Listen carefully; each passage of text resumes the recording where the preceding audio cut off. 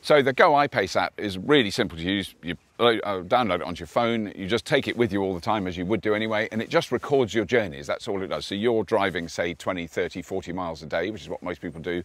It will record that and it will show you how often you'd have to charge the car and how much it would cost you.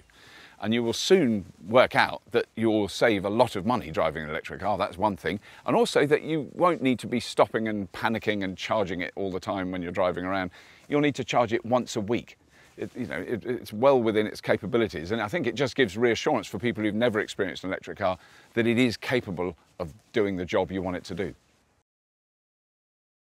I think there's an enormous amount of people who are very worried about swapping over to an electric vehicle. They think that it's going to run out in the middle of the night when they've got 2 kids in the back and there'll be nowhere to charge it. They think it's going to cost them a fortune because they have to throw the batteries away after 2 years. Loads and loads of myths have been casually tossed about electric cars, and not only from experience. I'm speaking very much from experience, from driving now hundreds of thousands of miles in electric cars, that just isn't the case.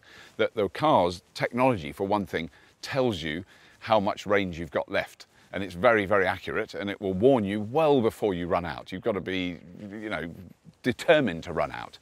I've only done it once and I've made it run out to see what happened. It stops. But I had to drive for hours to make it run out. So that isn't a problem. And statistically, it doesn't happen. All the people who do drive electric cars don't run out on the side of the road. So there's quite a lot of fears about range anxiety that you will get. The first time you drive an electric car, you will have range anxiety. Everyone does, because you've been told you're going to have it.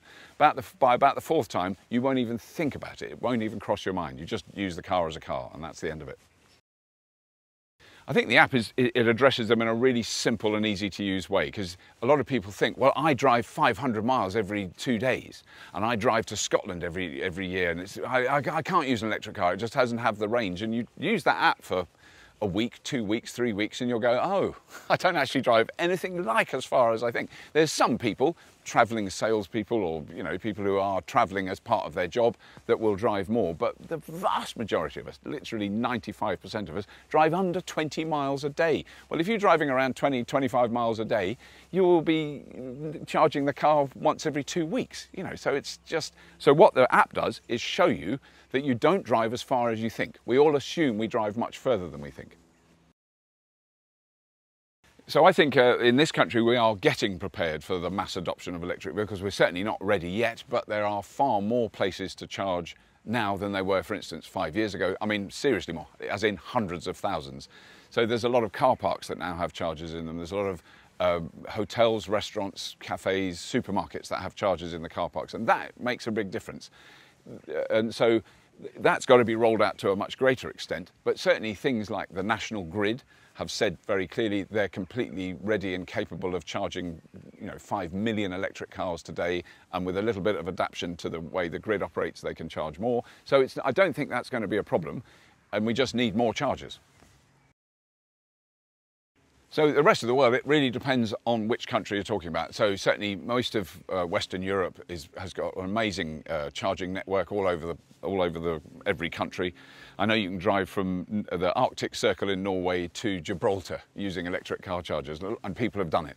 The United States has a growing and rapidly growing charging network over the whole country. Certain cities have amazing level of car charging, other ones less so, but it's being rolled out everywhere, and everyone can see that this is coming anyway. So there's a lot of legislation about new buildings, which if you build a new building that's got car parks, you have to have chargers fitted.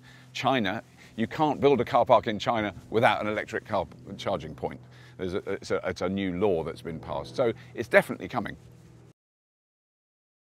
I think the really big thing that manufacturers can do is to develop relationships with the charging companies, and because the grit that I see in the system at the moment is using public chargers, particularly in this country. Some countries it's mandatory that you have one tag on your car keys and you can use any charger. California is a good example of that. So it doesn't matter who runs the charger. You pay for the electricity, but it's much easier to access it. In this country I have a wallet full of, I think, 12 cards for different chargers, which is rapidly going out of fashion. That's how it started, and soon you'll be able to pay with a debit card, which is what everyone wants. And so that for a car manufacturer to facilitate for their customers an easy way of doing that. So, i.e. one fob that charges everything, and I know that's something Jaguar are talking about, that you want to be able to access any charger wherever you find it and just plug in and not have to think about it. That's really important. So I'm not someone who's driven a great deal of Jaguars, but I'm someone who's driven a great deal of electric cars. And the first time I got on the I-PACE, I think I said, this is nice. Because it's a beautifully made car, and regardless of what makes it go along, it's a real joy to drive. It's really easy to drive. It obviously goes like stink if you want it to, but you can drive it gently and really make it go a long way. It's really smooth and comfortable. The good clue for a gentleman of my age is when you get out of a car, whether you grunt or not. So quite a lot of cars, when I get out, you do a bit of grunting. It just happens. It's a thing that happens with age. I didn't make the slightest gruntette getting out of an I-PACE. I got out, stood up and went, oh, it's a really, really comfortable car. And that's after driving for 2 or 3 hours. That's a really good sign. Beautifully designed, beautifully made, really competent machine.